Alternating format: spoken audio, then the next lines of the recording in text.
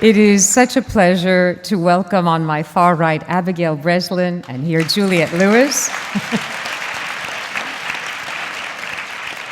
And though we miss Margot Martindale, which would have given us 3 generations of Weston women, we're very happy to have 2 generations represented. Margot got stuck in Chicago due to weather, and she is fantastic. So we'll try to make up for her not being here. Thank you. Yes. I'm sure you will. My first question is whether either of you had seen the stage version of August Osage County, and if so, did you ever think about wanting to play one of those characters? I'd never seen it. I mean, I realized I have a mint in my mouth, sorry. I realized the other day that when it was actually on Broadway in New York, I was like 10, and I don't think that my parents were like, this is a great family show for our family, so no.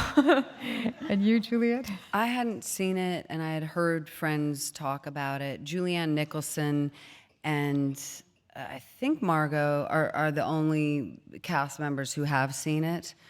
I could be speaking out of turn, but I didn't see it. I saw Killer Joe, so I was really aware of Tracy Letts as an incredible writer. I'm actually happy to not have seen the play because I like to receive something as it is. And when you make films, they're their own animal, but hopefully what I've been hearing, but you could tell me I'm wrong, people who've seen the play feel that the movie retains the heart and soul of the play. So I'd hope that's... I know Tracy worked hard to make sure that happened. Right. And I remember when I first announced that we were going to be showing the film tonight, a few people caught me in the lobby afterwards and said, wait a minute, is this a 3-hour movie? Because it had been 3 hours on stage. And I said, no, it is a 2-hour film. Mm-hmm. Whereupon I got a quizzical look, like how much is going to be sliced out of the original production? Yeah. But apparently not that much. And one thing that I was curious about was the screenplay that you received and that you read and helped you decide to do this indeed approximately 2 hours, or did you shoot more material that was cut out in the editing phase? The way Tracy and John Wells explain it, because we've done a lot of Q&As together, is that they worked extensively and they knew they had to shave off about an hour. So we didn't get we got the script you see here pretty much word for word. I know they tinkered with the ending a bit.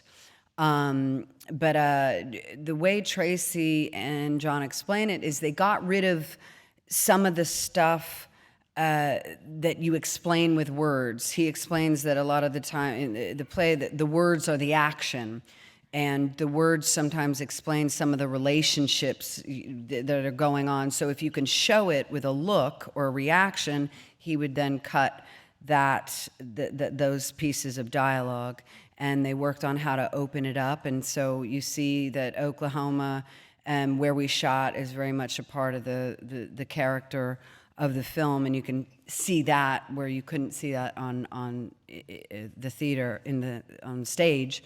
And we did shoot where it takes place, so that was a luxury. Right. Although I think a very sweaty luxury. Was it that hot, I gather? You guys are laughing. No, it's a luxury to film in the heart and soul, of where these people are from, because Oklahoma was a revelation to me. I've shot in a lot of small towns, and I sort of fit quite nicely in them. I don't know why. But Oklahoma it's at once majestic and isolating and really alienating. It's a bizarre and interesting, beautiful landscape. So that was a pleasure to be there. And it wasn't hot. Good. Yeah, it was actually cool. It was hot in the beginning. Yeah, there were like the first 2 days, it was like, the first week, it was like 100 degrees. Yeah. The dinner scene, because it had all of those flies. Right, yeah. But towards the end, I feel like when I did the scene outside, when we all did the scene outside with Dermot, and like when the shovel, that was like cold. Yeah. Ish. See, I'm just as much an impressionable moviegoer as anyone else, and I was convinced that everybody is sweating every moment on that Yeah. screen. So that's good. And the one sort of shot that I can understand was added for the film is when Julia Roberts is running after her mother off into that, landscape. And you're right, there's a sense of claustrophobia, even if it's the wide open space, because there's nowhere to go, there's nowhere to plant yourself. You can run forever and get nowhere. Yeah, exactly. That was it, yeah. Now, this is very much an ensemble piece, and I'm wondering, first of all, when you auditioned, did you do your own audition? Was it always with one of the other actors that ended up being in the film? I never did that. I had kind of a weird audition experience in the sense that I was filming when I got the script, and I kind of just like automatically assumed I wasn't going to get it anyways. Because Why? You're perfect. You're beautiful. You're everything. God, please stop. This is just all too much. Thank you. But I don't know. I just didn't think it was possible. And then I went and auditioned for it, and I had 103-degree fever, and I sounded like a dying cat. And I thought, this is not good. And I left, and I was like, that was terrible. And then I didn't find out. I auditioned in March, and then I got it in July. So I didn't find out till then, and so I didn't think that I got it. But it was like a weird. I just went in and like did it twice with the casting director, and then they were like, "Bye," and then I was just like, "Ooh, not good." Okay. So yeah, but sure, there's other more interesting stories. No, they're all similar, except without the 103 fever. That's always challenging. Let's see. So the only people that were cast were Meryl and Julia, and everybody and their mother were in on these parts. And there was some talk of how old they wanted my Karen to be. I'm just kidding, Tracy's Karen. But I think it's quite nice. She should be the age that she is, right at 40, because it's different than when you're 29 and have these endless opportunities. There's a desperation in Karen, and I know it can come with age and different times. So I love all those qualities. So I auditioned with the 3-page monologue. I'd never done that before. I've never done it before in film. I have done a play in London, a Sam Shepard play. So I did the 3-page monologue, and then the last scene, which is one of the most beautiful and profound and challenging scenes I'd ever done. And so I auditioned, and it was for John and the casting people.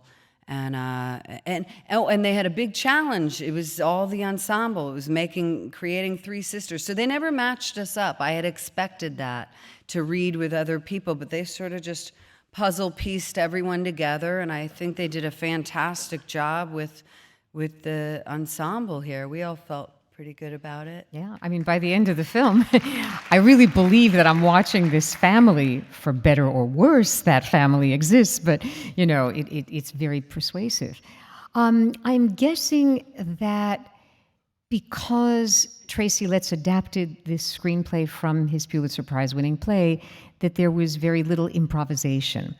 And is that for you as an actor more limiting or more gratifying when it's all there on the page? Improvisation, when you have material this good, Right. it's liberating. I can't explain it to you. You just have your text. There's so much to work with. There's so much to chew on and unearth and subtext, and it's profoundly beautiful. This type of writing is the gift you look for in a career, and it might happen once a decade if. So I was really honored to be able to work on his material. I've had other jobs where the director wanted me, fun, interesting, little cult classic, this movie called California. Right. With a K. with a K, which to me was one of my first characters, because there was only a handful of lines she would say every now and then, so I sort of really had to be active and alive. But it serves the story. You don't just want to be a bumbling, look at me buffoon in improvisation. Yeah, for sure. It should serve. And for you? Yeah, I agree. I mean, I never felt like the need to say anything other than what was written. And that was it was also kind of clear on one of my first days of filming. I said, I was saying a line and then I said, in between one of the words. And I had like 10 people come up to me and be like, so you said, And I was like, oh God, this is going to be really terrifying. But once like you really got into like just like a groove with it, and it kind of towards the middle of shooting, it just felt like it was natural. Yeah, his rhythm. Yeah, the rhythm. Yeah. Tracy Letts has such a specific rhythm, like a mammoth or shepherd, and yeah. And also, he's an actor himself. I don't know how many people saw him in Who's Afraid of Virginia Woolf. Does anyone He's see a that? powerhouse actor, yeah. This kind of audience, they don't just watch movies like me. Is it perhaps, and was he on the set when you were filming? No? He was there the first day. We all did a read-through, the entire cast, and then our gorgeous producer, George Clooney, one of our producers, and his partner, Grant Heslov. So everyone was there. We met at this table, and Tracy was there, and he was probably outside of the lovely and incredible Meryl Streep. Tracy Letts was the most, intimidating figure, and he's just a beautiful soul who's intelligent and funny and all those wonderful, wonderful things. But he was there for just that day. And we sort of asked him questions gently without prying too much. And he'll tell you that this is autobiographical material, which is stunning, because when you see the person that he is, you can't begin to fathom that he came from this kind of hardship. Wow. And it just shows you how little we know about each other half the time. And if I heard one of the interviews correctly, Vi is based on his grandmother, which would make your character and Tracy Letts's more or less that generation. Yeah. Yeah. Yeah. Yeah. And he actually said that when he showed the first draft of the play to his own mother, she said, "You've been incredibly kind to your grandmother in this." Is that correct? Yes. Yeah. It's a wild story. Yeah. You've been incredible. I know. Yeah, you've been kind. You've been very kind to my mother. That's what he said. Yeah. Okay. Well, one of the great capacities of art is cathartic, to work through the various traumas that, a young person can grow up with, and then somehow articulate it in a way that enables others to work through their own. At least I would guess. Were you able to shoot this, and again, because it's adapted from a play, relatively in sequence? And how important is that to an actor to be able to do a chronological thing? We didn't really. It was, Yeah, kind of. yeah. But it's always. I just said my lines. No, you didn't. No, You I didn't don't just say really your lines, you remember. said them really Well, well. because we all come and go, but it was. Yeah, that's true. It's true. I mean, I know mostly my recollection is like the dinner scene being in complete order. But I really don't know. Oh yeah, no, yours would have been way out of sequence, because you have the first time you meet Dermot's character, you have the argument with the parents. Yeah, you have so mine many. was kind of more out of sequence. Yeah. Right.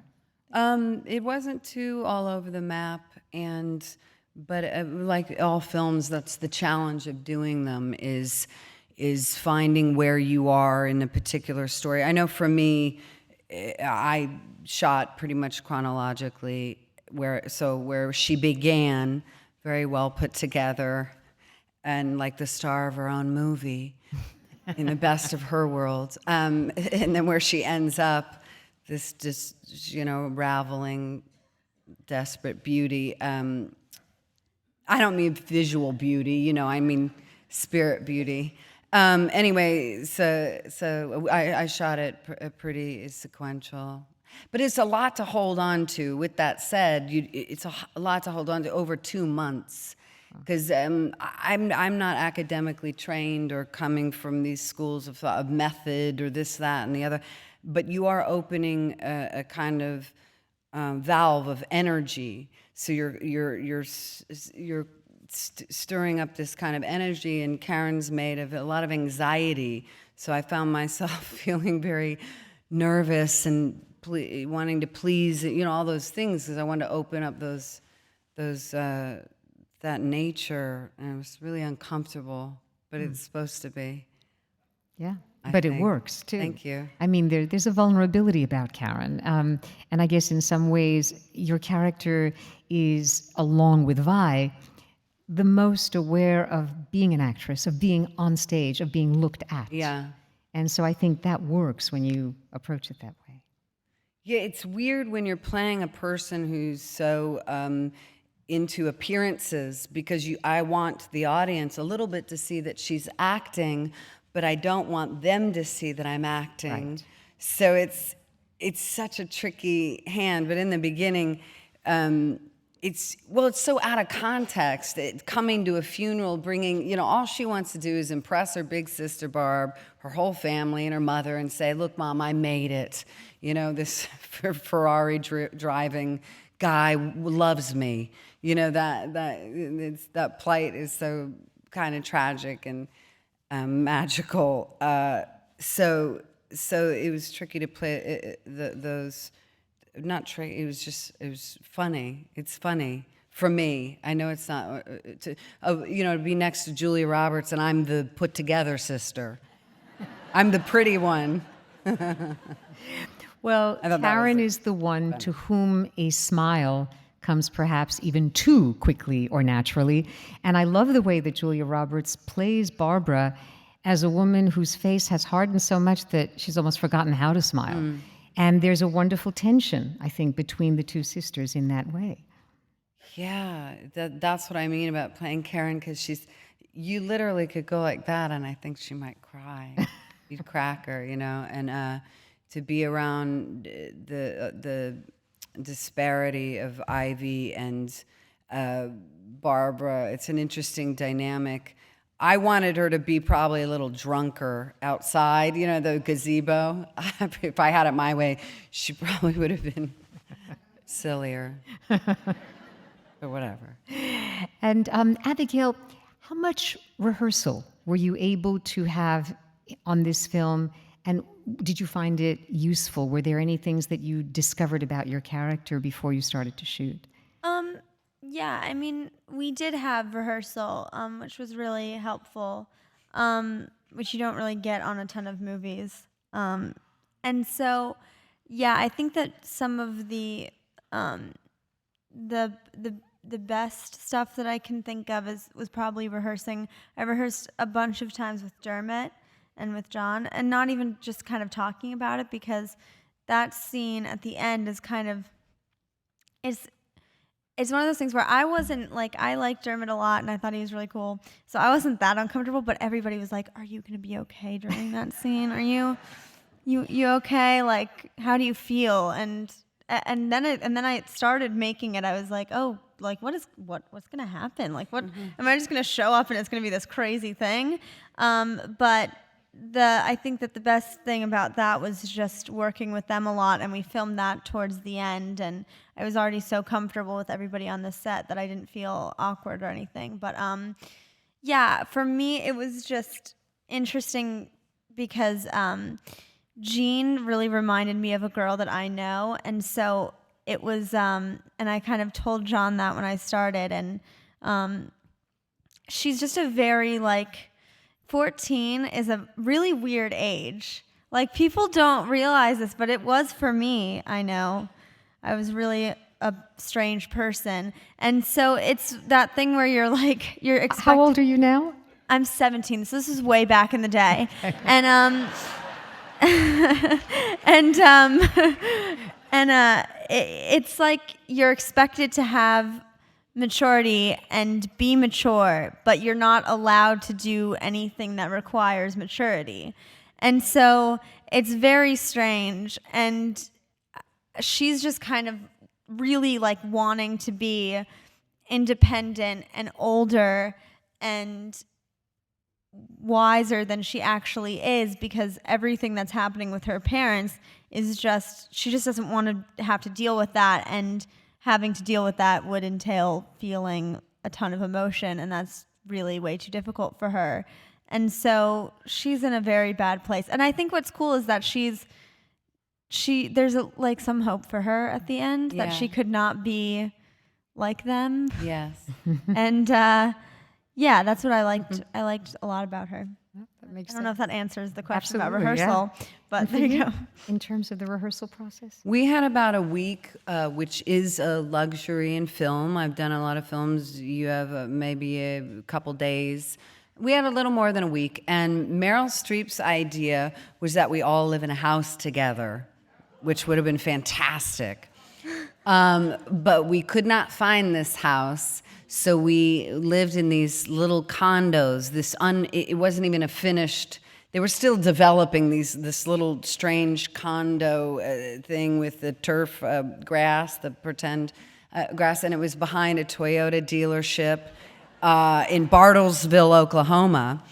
And so we all sat there, and those were our neighbors. And so part of our rehearsal process, it was really incredible to be with John and Meryl and Julia and Julianne, and just unload and talk about family dynamics. And, we brought pieces of ourselves as well as friends and just things along the way, and talk about where you place in the sisters and who was raising who and when, because we're children of addiction in the story.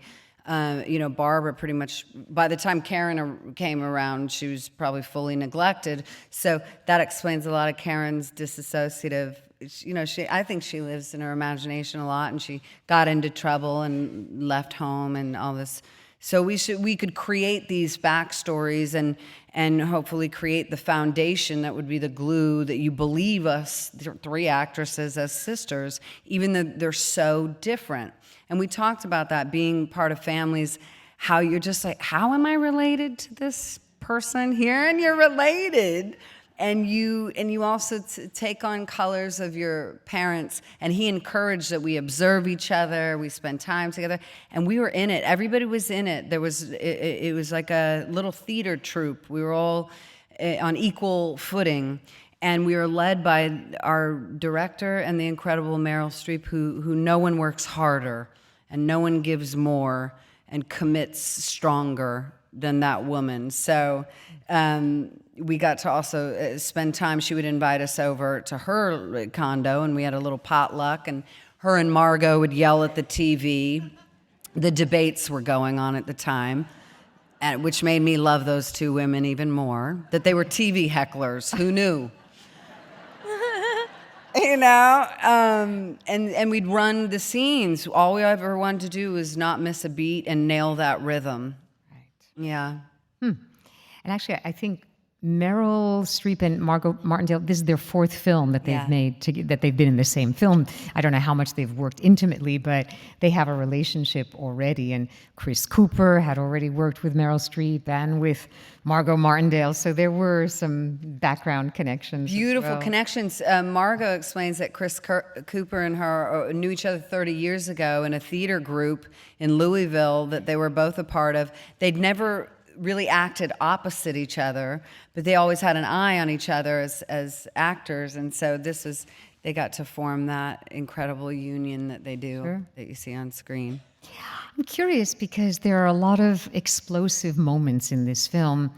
What was the most challenging part of doing August Osage County for either of you? And it might have been, one of your own dramatic or the dinner scene, but, what was the hardest challenge to meet? You want to talk? Sure. I mean, for me, it was really intimidating because I was 16 when we filmed, and I not that it would be different now, but it was just really, really intimidating. And so I at first was very like, oh God, like I'll just, say my lines and keep my head down. And pray not to get fired. But everybody was really, really welcoming to me, so I didn't feel that after a while. But I mean, just the role and the storylines and kind of, I felt like keeping up with everybody that I was working with was really, like, you always had to be on your game no matter what. And but that was what was so much fun about it too. She's Abigail. I'm going to speak about you. Oh, God. She's so great because she has a ease in front of the camera and a conviction and a purity that not a lot of young people have. You really slipped right into who she was, and there's this poise and a strength. Thank you so much. Wow, that's awesome. Thank you. Oh, thanks. That's true.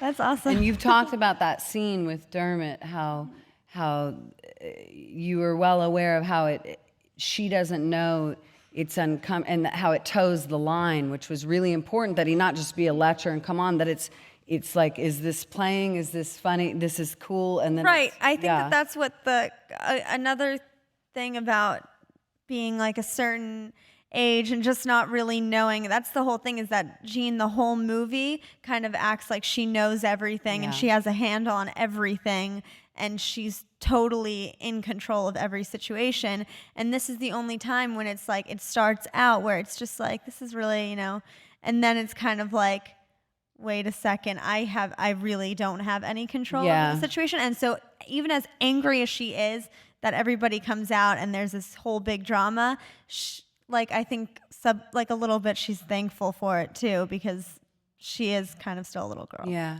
But thank you. Sure. And for you, the most challenging thing? Every movie, I hate to say this to you all, I always am like, I gotta give it up. I'm done. I've had it. Because I always want to transcend. I want to lose myself and try to control at the same time, and you cannot do both. But I want to lose myself, not lose myself. But I want to be transformed so completely into the other person and I want to feel every aspect of who that identity is, and it's parts of myself. It's uncomfortable things I'm revisiting. This was a very special film for me because 6 months prior, my sisters and I had come together and almost lost my father. He had a heart attack, and he's here now. But I'd never experienced this part of life yet, but I'm very close with both my sisters, but different strengths and weaknesses appeared during that time, and I learned a lot about myself, and I took care of him as he rehabilitated.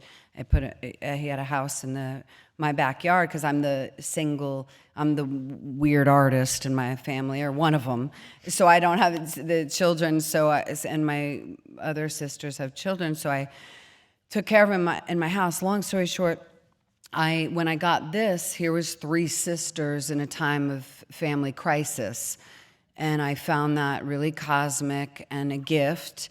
And also, what was interesting is I, as Juliette at that time, had lost the ability to wake up and paint the day with beauty. I'd lost the ability to paint things rosy.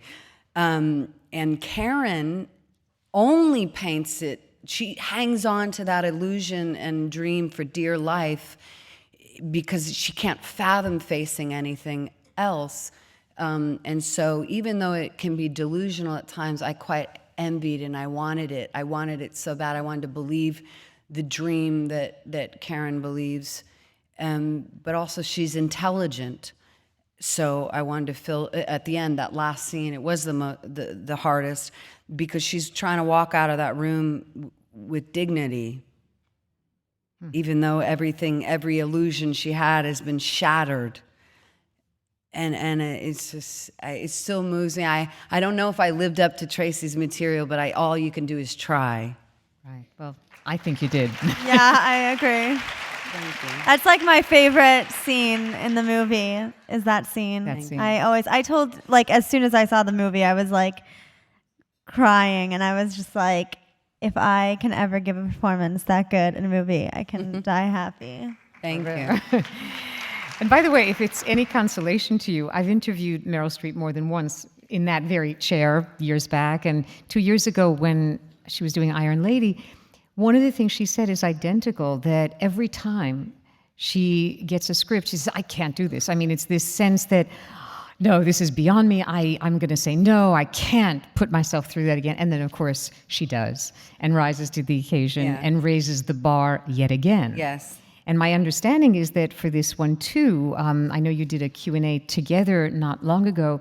She had said that her initial response upon being offered the part of Violet was, no, I am not going to go into that house of pain. I love it. She said House that of was the Pain. line. I was like, wow, what a great title. And then it was a band 100 years ago, but it's a good expression.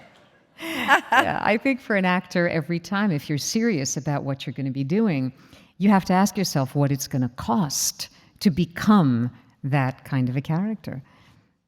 And I guess that would be true for you as well.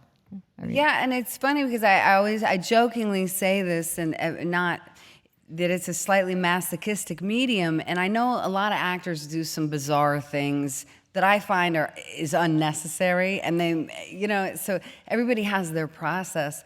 All I know is I want to feel, so I have that. It's a sensitivity, and feeling.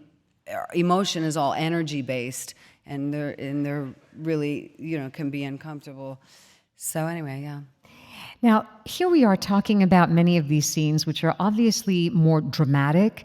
And yet, last night, when I was watching television, I saw a commercial, an ad for August Osage County, and it was basically playing as a comedy with very upbeat music in the background. There was quite a bit of laughter tonight that I heard during the screening, but I'm curious for the two of you, first of all, when you read the script, second, as you were shooting the film, but then third, watching the film now with audiences, do you feel that it has turned into, shall we say, a more darkly comic film, or do you consider it more dramatic? I don't think that there's either drama or comedy. I think that there's such I think that even if you look, I know when I have family things that happen and Thanksgiving, whatever, it's you can get into fights and it can seem in the moment so terrible and you're so angry, and then you can look back at it and start cracking up because you realize that it's insanity. And it's not even really, it's just craziness. And so I think that that's kind of part of it. I mean, there are parts that are funny. I think that there's so much, I die laughing every time Chris does The Grace. The Grace. I sob laughing. It's so funny. Because it's truth. Yeah. It's truth. It's these real. uncomfortable moments of fibbing. Are we working it out, trying to make peace? And Tracy's writing is so beautiful to find all that. That's another thing John Wells says is he went through one production of August to find, he wanted to preserve where all the laughs came. So he wanted to make sure, because he talks about how when sometimes, like Glenn Ross, or different plays he referenced, when they come to scream, they lose the humor and somehow they become a little bit more staunch, or I don't know if that's the correct adjective there. And so he wanted to make sure this retained the humor. When Meryl says, I give it an I mean, this is one of my favorite lines. It's so horrible. About the funeral. Yeah. She gives it an So, there's a million of those diamonds in there, and he made sure to keep it. And what's funny is, even though we commit and we have to, if you're feeling rage, give it all that it's supposed to have. But in life, I told this story yesterday talking to a journalist. My mom's a very funny woman. She's so amazing, and she reminds me actually a little bit of Karen, because she would see the good in everybody, even when you might want to see the other sides. But she would lose her temper in the littlest things, and she was a working single mom, and I think other mothers relate to this. But when a mom is going, "Would you put the orange juice away?" At the top of her lungs, and all the kids, we would all scatter and just be laughing. And it's just this poor woman just trying to raise these little rugrats. But she is in a fit of rage, so that's some humor. Yeah. Well, I mean, look, watching Meryl Streep incarnate this matriarch, I was reminded personally of Who's Afraid of Virginia Woolf. I thought, boy, this is like Martha, and the fact that Tracy Letts had just played, the husband in the stage version. There's something about these grotesque characters who are lucid and articulate and disappointed with life that very often gets transformed by a comic energy because they say things that are so outrageous. And they do it so they just throw off these lines. And maybe that's part of the deeper sort of both comic and dramatic tension. I think that it's there's no filter. Exactly. And then it's us watching all those social things we're not supposed to do, she's doing. Just telling, and when she tells you look like Julianne said her favorite line was, "You look like a magician's assistant," or something. Just mean things that we all know, like you just can't do that. And so, but I learned, I had done this film called Conviction, where I just played 2 scenes. So good. Now, I mentioned Hillary. it before when I introduced August, because to me that's, a very brief appearance on screen, and one of the great acting jobs I've seen over the past few years. Yeah, I totally This- agree. The Thank trashy God. girlfriend I of a love that man movie. who's been convicted, and Hilary Swank plays the lawyer trying to get him out, and you were the scene stealer. Thanks. I didn't mean to bring it up as a praise me, but I can't help it. But it was a real life character who had lived for 15 years. She was a recluse, and she drank her $2 wine a day. Her teeth were rotted. She's a real person, but she had told so many lies in her mind that she would just trip about from lie to lie to lie, but she believed them all. And so that's why I was interested. I'm just interested in a challenge. I'd never done that. But when I knew how hard it was, and all I ever wanted to do is be real, not to be a caricature, and she's the lady you cross the street from, that it's that energy. But when I had the theater watch it, everyone was laughing, and I was like, why are they laughing? I want you to smell me. She's that awful. And people are laughing. And so I went, oh, because it's tension, it's uncomfortable. And there's certain things that I've laughed when I'm faced. I have all kinds of interesting people approach me.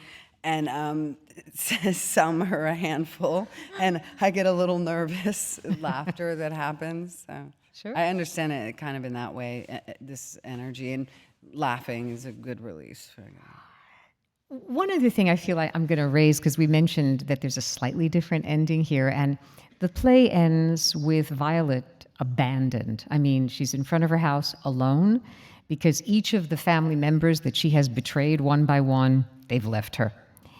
And here, the last scene is actually Julia Roberts, Barbara, in the car. She stops, looks, and then gets back in the car and gets back on the highway. And I know that these are not your scenes, but I'm curious, how did you feel about that ending in terms of the various expectations set up by the rest of the film? I keep my nose out of such things. Fine. No, but I've been with John, and I can't even paraphrase and Tracy. Tracy had a hand in that ending, that it afforded him an opportunity to do something. Oh, that's what it was, that Barbara gets to leave and get in her car. He could never do that in the play because he didn't want to have her in a pretend car driving away on stage. And he said this. So he took the opportunity to have Barbara leave. And so that's Tracy and John had worked that out. And that's what they chose. Okay. I think it works. Okay. I'll buy that. One other thing about Meryl Streep before we open this up for questions. I'm guessing that she has been a role model in some sense for both of you, because I think she is the premier female actor of her generation. Could you, both of you, talk about whether she or any other particular actor has been inspirational to you in terms of getting into this business, both of you at a very young age? Because I don't know if you're aware of this, but both of these women have literally aged into maturity, in front of the camera. They both started out essentially as child actors. Who is it? Who have there been to inspire you to get in and to stay in? Abigail, who? Well, definitely, Meryl, for sure. I mean, who doesn't think that she's perfect? But I mean, and I swear to God, I'm literally not just saying this. I swear on my life. And if I was, then it would just be a really cheesy moment. But I swear, and I'm so glad you brought it up, because now I remember, and I'm going to download it tonight again. I saw Conviction. I was like 14 when it came out. It was like a couple of years ago. Yep. And I saw it at a screening in New York, and with my mom, and we left the theater, and I was like, Juliette Lewis is just incredible. I love her so much now, and I just think that she's amazing. And literally, that was like, I did a movie the next year, and I watched that before I did it because it was inspiring to me. I didn't know that. I swear, I totally forgot to tell her when we were filming too. It's really awkward. Thank you. Thank you. Terribly appropriate, I think. And for you? I think I get inspired by people I meet, and I'm gonna get things I see and witness, and so actors. Some of them I got to work with. So I'm going to take a guess, because you, at a very young age, appeared in 2002, I think it was, the television film Hysterical Blindness with Jenna Rollins, who for me is another one of the truly greatest, female actors, one of the greatest actors, period, that we have.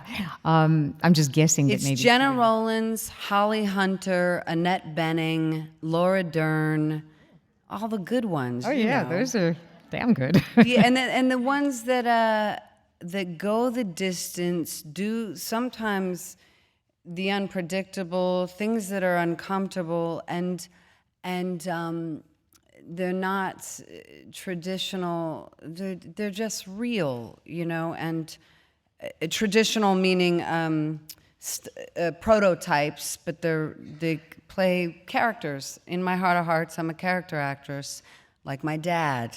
He was a character actor, so I just love the variety. Now, Meryl Streep gave me something besides the privilege of sitting next to her as she channels and conjures violet energy, which was incredible.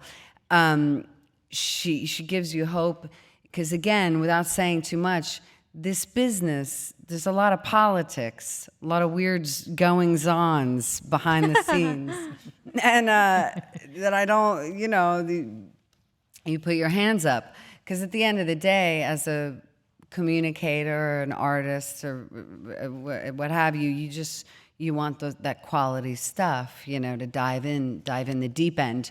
So all the things that get you there, I have no control over.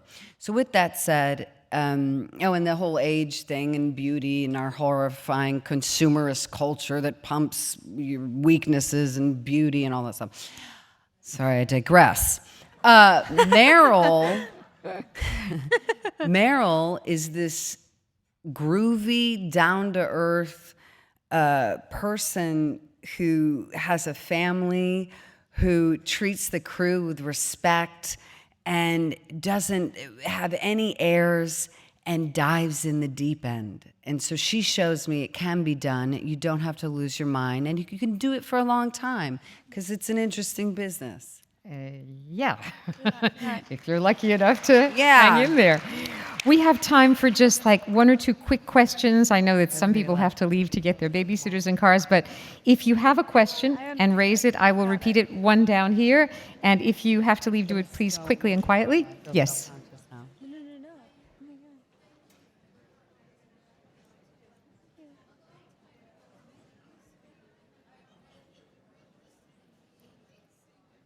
Oh, okay. This is a question actually that I was about to ask, so thank you. I read recently that for a long time, Juliette, you were planning to be a singer, and you worked with a Yes. group. That's what What I've happened? been doing for 7 years. It's no small feat to be an independent musician, and I didn't make movies for about 5 years. But I very much love characters and storytelling. So this, to me, hopefully, is the next chapter in the acting career. But I'm making another record with some friends of mine in Nashville, and I miss the road. I belong to it. It belongs to me, so I'm going to get back to it next year. In fact, the band Juliette and Her Licks, I believe, was It's called Juliette and the Licks. That Right. was my first band. And now I'm putting together a new band for the different record that I'm making now. Wow. And I think Terra Incognita is the album that had you traveling around the world. That was one record. I made 3, and I've played everywhere you could possibly imagine. You wouldn't believe it. I've opened for the Pretenders and Cat Power and Foo Fighters and played music festivals. But I started in tiny little clubs. But you've never been cast as a real singing performer, right? And that's Hollywood. They make mistakes all the time. Somebody write this woman, and I don't just mean the Janis Joplin story, write this woman a script that shows Oh, you know off who all they the talents. hired for that? Amy Adams? Well, she is a very good actor, but She's great. She's you solid. clearly have the singing chops. Hey, thanks. I mean, I wish that there would be a role for you like that, too. Is there one other question that I thought I saw? In the balcony, thank you, because I can't see you, so just yell. Yes.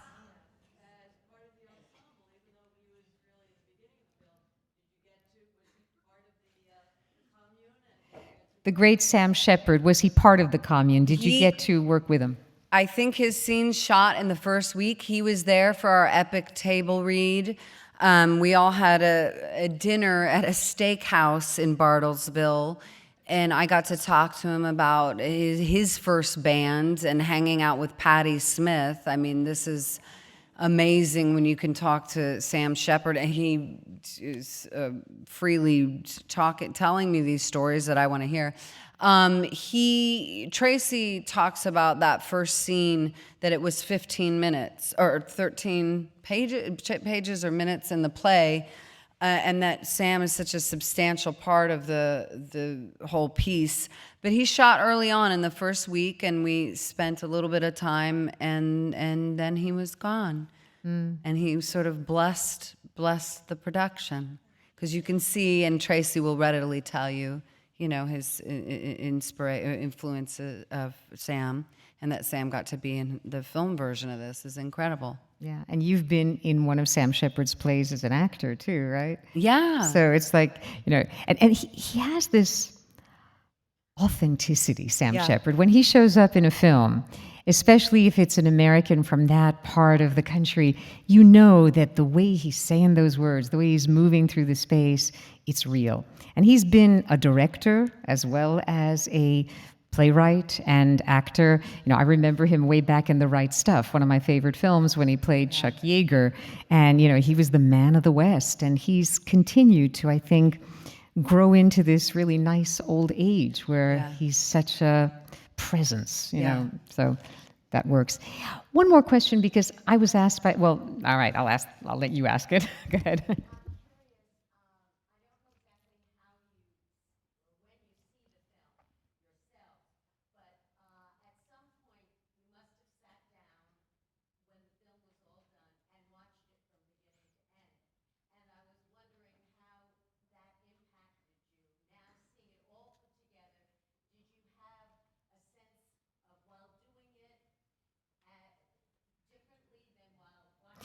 There's a question, the first time that you sat down and watched the completed film from beginning to end, what kind of impact? Were you able to see, okay, this is what I did, or were you able to see it for the first sort of time? What was that like?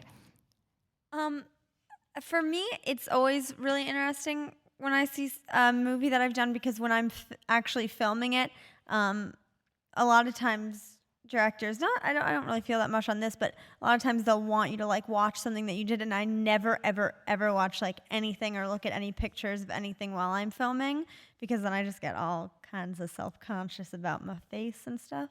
And so I don't do that. But then when I watch it, it's always interesting to me, and I think that, I mean, it's kind of cliche to say, but I think that you're always like your harshest critic. So you're always, looking at it and seeing the things that you could have done or should have done, or whatever. So it's definitely, but for me watching this, I was just so like amazed by the rest of the cast and what they were doing, and just the whole story in general, and how it was edited together, and just seeing it all put together was just incredible for the first time. It was really like insane for me to see it. Good for you. I haven't watched it yet. No. I will. I just revere, it's just a gift, this writing, and I leave it at the experience. I'll watch it in the future.